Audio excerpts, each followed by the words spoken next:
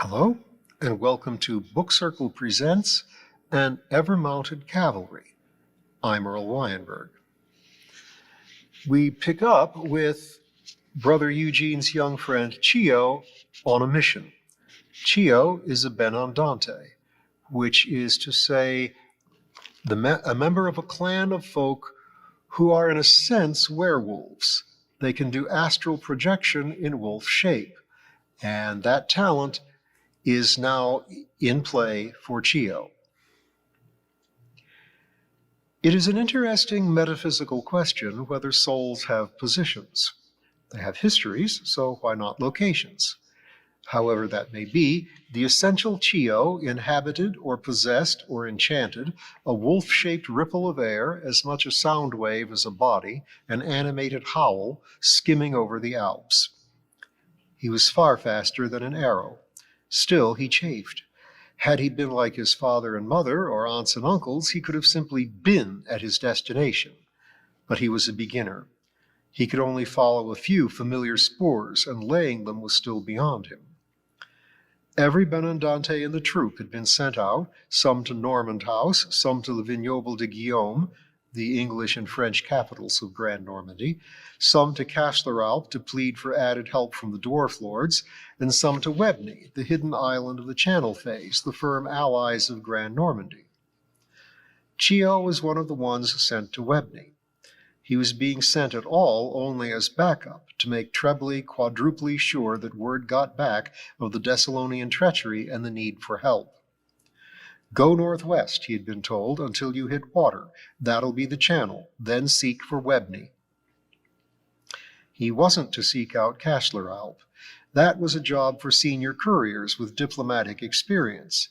The dwarf lords wanted nothing but to hunker down behind their wards and walls to wait out the arcane side of the war. It had taken much talk to get them to receive the Yossalfar. They were not expecting anything other than the eventual return of the cavalry, and that reluctantly. Surer help was on Webney. Of course, Chio had never been to Webney and couldn't have laid a spoor there if he had. But at least the glamours hiding the island would not baffle him when he was out walking. If he could spot Calais, he thought, he could refine his bearings and hunt for Webney. And with any luck, he would be able to smell out his family, his elders, already there. Then it would be his part to return to his body and the troop with whatever news he was given. He dove under the cloud layer that obscured the ground from here to the horizon. Pest, nothing but snowy mountaintops, as if he had just left Brother Eugene's pack. He heard the pack.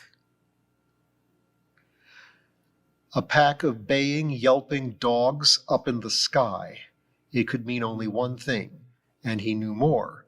Just as Brother Eugene now had an immediate and intuitive understanding of the postures and voices of horses, Chio had a lifelong understanding of canines. This noise was faint and far, but he could still tell that these were not real dogs, not all of them. Many or all of the dogs in a wild hunt would be other things, really. Human slaves or servants, fey guests of the hunt master or members of his court. Their assumed anatomy would make them sound a lot like dogs, but there would still be false notes. Chio heard them. Where were they? He stared about the sky. His night vision was supernal, even working with nothing but starlight filtered through clouds. There, a tiny drizzle of dots against the clouds on his right, a little ahead. Chio turned tail as if bouncing off a wall. As he did so, he heard the yelping change, get louder, and add a human-like note of glee. They had seen him. In spirit form, out walking, his speed was a matter of imagination, not effort. He had thought he was doing his best. He tried to imagine better. He heard the horn. His grandfather claimed to have heard it once, faint and far, but still piercing like a silver needle. His grandfather had whistled the tune of the call, claiming it was permanently written on his memory. Chio believed his grandfather wholeheartedly now. He was being chased by not just any wild hunt. No, it was the Earl King, ruler of the Teutonic Night, leader of the Unseelie. He could wake from this nightmare. The one place he could simply be by a choice was back in his body. It would be a jolt to snap back instead of flying back, but that was nothing. But could they follow him? Would he only be leading the hunt back to the troop? Would the hunt attack so many? Had enough powerful mages survived to defend it? He knew none of these answers. He prayed to the good Lord, to the Holy Mother, to St. Martin, patron of cavalries, and to St. Guinefort, the greyhound. Preoccupied with his yelp to heaven, he flew straight into a cloud. What a pup's blunder, flying blind. Could he hide in here? Maybe. Could he get lost? Very easily. He held still, or hoped he did, and looked around. And there, behind him, the clouds divided, a ceiling and floor of mist as far as he could see. With a silent yelp of thanksgiving, he reversed course and dove west. To the end of his days, he sighted the divided clouds as a miracle. After an indeterminate time, the clouds fell away and he was flying over rolling countryside. There followed a long, dark flight. Joy at escape gradually gave way to anxiety of being lost. He could tell by the stars that dawn would be fairly soon. Then, finally, there was Calais, in wartime blackout, but still perfectly visible to sight such as his. He took his bearing and headed out over the channel.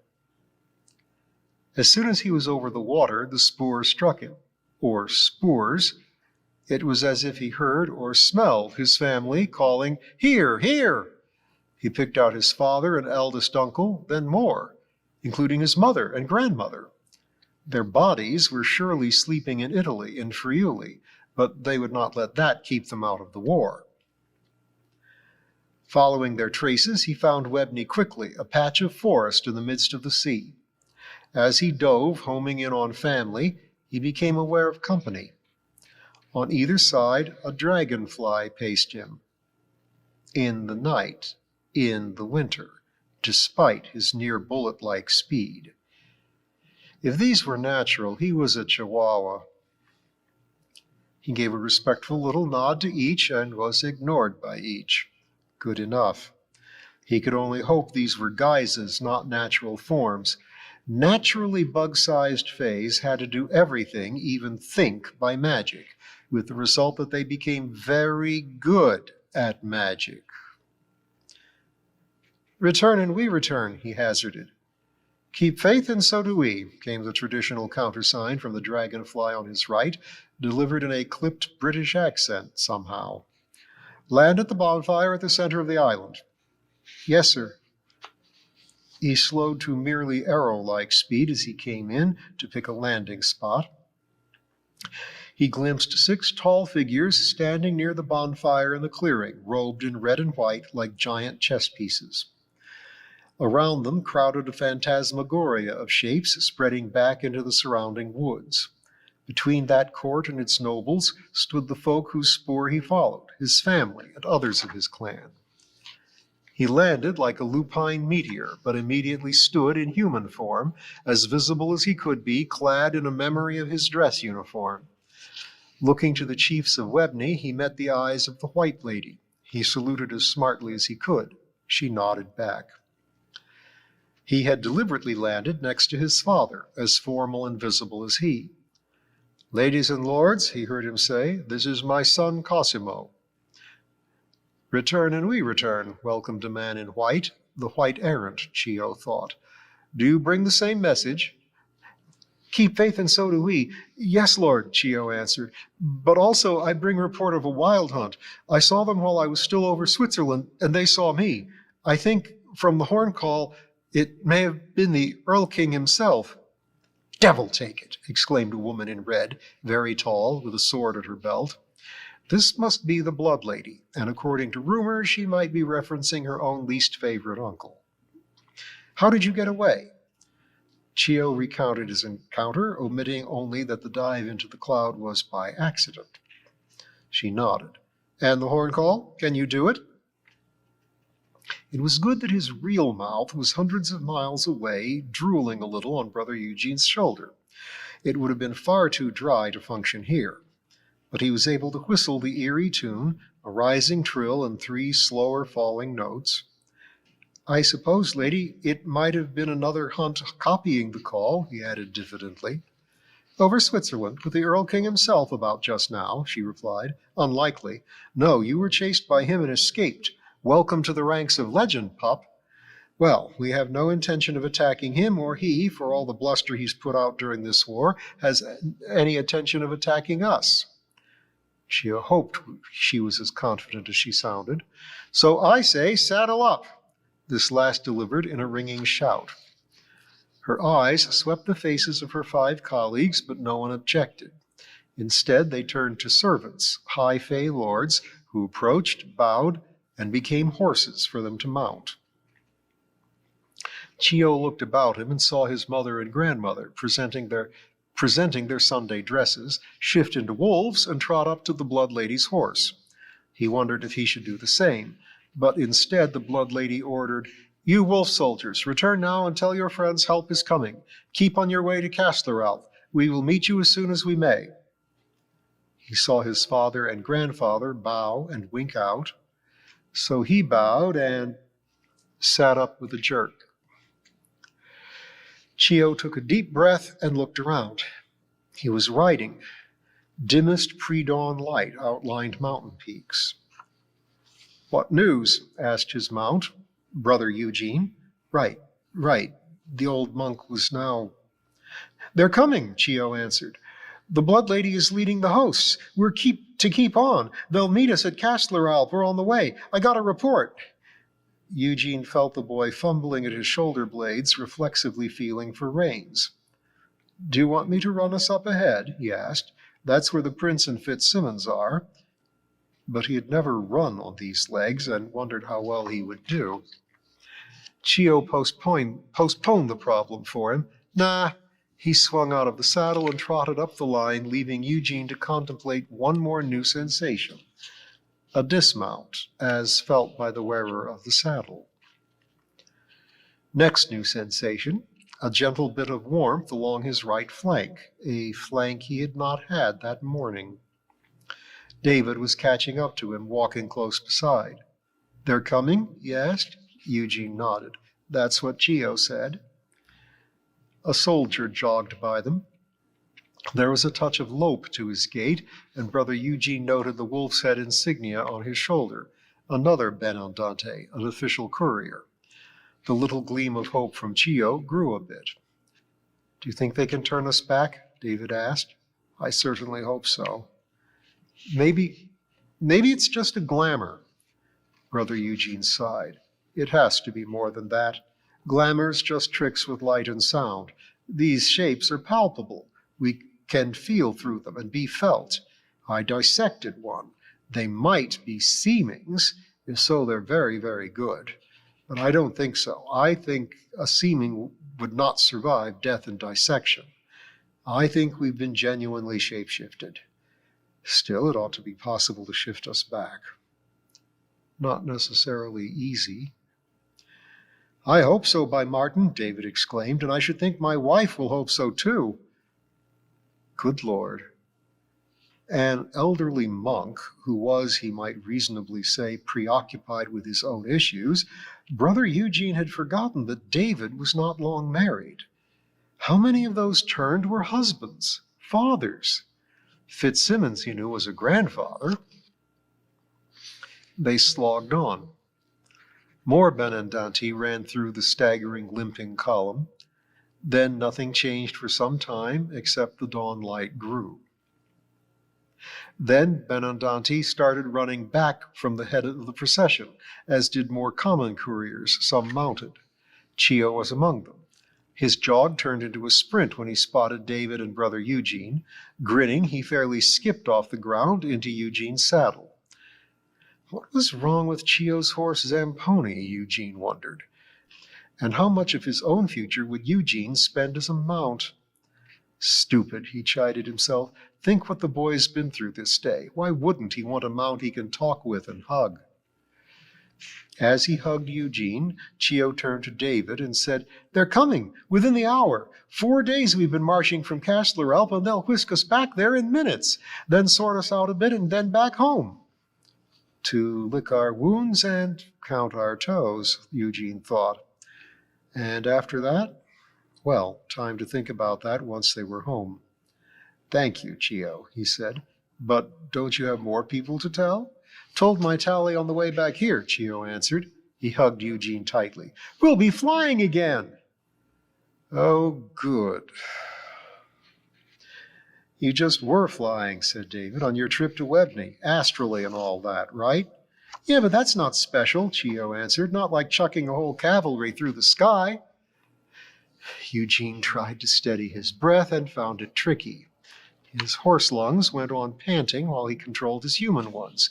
Then the human lungs would betray him when he fumbled for control of the horse ones. "Here they come," Chio called happily. Oh, hell, what if he turned out to be a bolter? Chio pointed over his shoulder. Following the gesture, Eugene saw a cloud of specks in the dim sky. It grew quickly. The specks acquired color and number. Soon, if you knew what to expect, it was clear you were looking at brilliantly clad riders charging at you through the air. A blue and crimson something dropped out of the air where the prince should be at the head of the company, while the rest sped on. The cavalcade rushed by overhead about 20 feet up. There was no sound of hoof thunder, of course, but a roar as of wind and many voices calling out. Encouragement, Eugene thought, though he could not make out the languages, much less the words. This was very different from the flit done by the Ljosalfr, the light elves. There had been only 7 of those, with Dellingsdottir in the lead and 3 riders flanking the mortals on each side. Now there were many dozens. They landed well behind the Grand Normans, turned, and came rushing up among them. All the riders looked human, at least for the occasion, though some were very short. They wore brilliant clothes of medieval style and rode horses caparisoned in rich colors. Some horses were the cloud-gray nightbreds, but many were black or white or even green or blue, and some of these showed they were Fays in horse form by calling out, as did the riders, "Follow, keep up!" Riders gave friendly slaps on the shoulder to Eugene, Chio, and David as they rode past.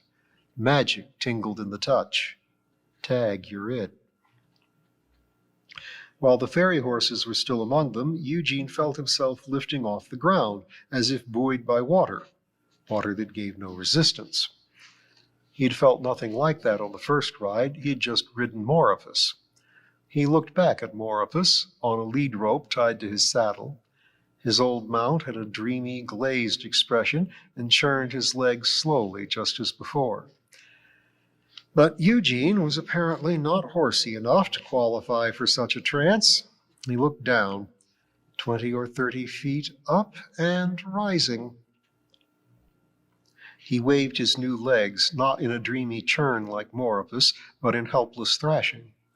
But he felt he must do something, make some effort in order to stay up, stay in the ride. He looked about and saw David and the other new centaurs felt the same. They all galloped in the air. Brother Eugene was no mage, but he had worked around magic all his long life and had picked up some sensitivities. He decided they were putting something into the flight. He could feel the vis, the magical energy, slowly draining out of him. Why? The light elves had not needed contributions from him. The channel phase, he reflected, had been rousted out at short notice. Were they low on vis? He turned his head over his shoulder. "Chio, why are we stopping at Castleralp? Do we need to pick up more vis?" "Yeah," the boy agreed casually, "and do some planning and like that." The only way to pick up more vis would be from the dwarves of Castleralp. He hoped they would be generous. But first to get there. How high up were they now? Hundreds of feet and nothing below his feet. Hooves. "I've been turned into a centaur and thrown through the sky," Eugene thought. He deliberately refrained from thinking, what next? On the outbound trip, the light elves had skimmed the surface of the land. That was less conspicuous and less magical effort. Now there were injured to transport and politics to stabilize, so the Channel Fays made haste, scraped shreds of Vis out of the mortals, and flew high, both for speed and to save the effort of hiding in glamour. The spell protected them from most of the wind. It was only like diving through a blizzard with no snow. Abruptly, the snow was supplied. They were rushing through a cloud full of it. Flakes stung Eugene's cheeks from the speed of their passage. They seemed to be sinking. Shortly, they burst through a ceiling of cloud. A horn rang out, faint but clear, an arpeggio rising quickly, followed by 3 slow descending notes. Before it was finished, Chio had stiffened on Brother Eugene's back and clutched harder at his jacket. The first call had been on the right. Now an identical call rang on the left. 2! Chio exclaimed indignantly, as if this was hardly fair. The Earl King's daughters, Eugene said, also ride out and are just as bad. The spell pulling their cavalcade jerked them back up into the cloud and sped up. The snow drove on them as if it would push them back out. Through the windrush around his ears, Eugene heard cries far and high, like hawks or gulls, but a little more human. A very little. "We're safe in the cloud," Chio called into his ear. "They never spotted me." "One phantom wolf might be harder to spot than scores of solid riders," Eugene answered. "We can't stay in the cloud." But then he disappeared. He did not immediately notice. He was looking forward, not down at himself. What he noticed first was a change in the magic. Magic played directly on your imagination. To some, it seemed like sounds or scents. Now to Eugene, this felt like a shudder of cold that was somehow separate from the chill in his flesh. He wondered what was up. But then, "We're gone!" Chio cried. "What? We're invisible!" Eugene looked down and saw only mist and flying snow. Chio laughed. Eugene did not. Added speed, and now enough magic to cloak all of them? How much Vis were the lords and ladies burning? They shot out of the cloud. They had been heading due east. Now they were bearing north. Evasive maneuvers. A longer path. More Vis. And they sped up again. They heard no more menacing horns. Eventually, the ride turned south again. Soon it became apparent they were heading for a mountain topped with more cloud. Moments later, they dove in. It had been rough landing at Castleralp before. This was far rougher. There was no skidding to a halt. The magic had to protect them from that to keep them alive, but it dropped them the last 2 feet like an exhausted man shedding a burden. Brother Eugene folded his legs, sank down on his horse belly, rolled over on his side, and groaned. Chio hopped off on the way down. "Brother," asked Chio, "what's wrong?" "Nothing. I really don't like flying." He heard a weak laughter from David. It sounded sympathetic. He went on lying there for a bit, listening to the confused sounds of horses and men, and once men, milling about him in the rocky courtyard. The wind roared in the background. The wind rumbled. Something rumbled. "Brother, brother!" Chio yelled and kicked Eugene in the horse ribs. Eugene rolled upright, ready to say something indignant about spurs, but "Look out!" Chio yelled and hauled on his arm. Brother Eugene jumped up and followed the tugging. Something whisked behind him. Something else was rushing through the cloud and snow. Men and horses scattered. Eugene and David scattered too. A boulder rolled through waist high to Eugene. Another, slightly bigger, came after it. The damn thing swerved toward him. Eugene discovered agility in his new legs and hopped backward out of the way. Over the background, yelling, arose a shriek. It sounded far too much like the Valkyrie screams of the Earl King's daughters, but louder, closer, and mad. Crimson light flooded through the snow from an unnaturally blood-red bonfire that erupted somewhere up at the head of the line. The voice that had shrieked now continued, magically amplified, in a stream of imaginative curses in Sindarin. "That's the Blood Lady," Chio told Eugene, speaking a little voice into his ear. "I guessed. Is she putting any power into those curses, do you think? Don't want to be the one to find out." The Blood Lady was telling the dwarf lords of Castler-Alp that they were idiots and fools, that they were dealing with the ladies and lords of the Channel Fays, who were not their enemies yet. And they should stand down and come out and apologize to her now. At least there were no more boulders. The crimson fire died down to a steady globe of glow, soon joined by 2 more red lights and 3 white ones, all 6 of the Channel Fay rulers declaring themselves. It was quiet now, just wind and anxious muttering. Brother Eugene thought out loud to Chio and David. They were expecting us back, so why would they attack? Well, they didn't know when we'd return or how. They didn't know when we started back or that we'd be flying. Maybe they thought they knew. That would mean they'd been spying on our progress, but imperfectly. They can't have known about the Channel Fays coming to us. That all happened a very short time ago. Sounds good, Chio agreed. But who did they think they were attacking? Asked David. Chio softly whistled the Earl King's hunting call. David nodded. Chio then asked Eugene, "Can our lords and ladies really order the Castler-Alp dwarves around like that? Their writ runs through much of southern Britain and northern France, but the Castler-Alp dwarves only hold this mountain. So yes, even outside their territory. The dwarves won't be happy about it, of course, but then she's not happy." But the crimson bonfire had sunk low now, and one of the white lights blossomed. Eugene could hear a different voice, male, amplified, but not yelling, so he couldn't make out the words. But he could tell it spoke in firm, measured tones. Explanation, negotiation. "Is that the White Lord?" he asked Chio. The White Lord, Theantur, was the diplomat among the Channel nobles. The boy shrugged. "Hope so." The 3 stood for a while, waiting and listening, but the voice sank in volume, and they never heard the dwarf lords at all. So they just waited. And after the wait, we'll find out more about what awaits them on Castler-Alp. Thank you.